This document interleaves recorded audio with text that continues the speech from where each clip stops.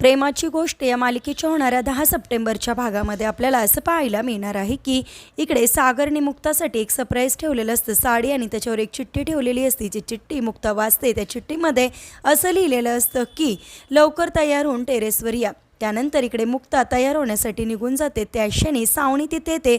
सावनी मुक्ताची साडी चोरते आणि त्यानंतर रात्रीच्या वेळेस इथे सावनीत साडी घालून छान तयार झालेली असते आणि सागरला काहीच कळत नाही। सागर मुक्ता म्हणून सावनीला जवळ घेतो अंधारामध्ये। त्या क्षणी नेमकी तिथे मुक्ता येते। मुक्ताला बघून सागर म्हणतो तू इथे?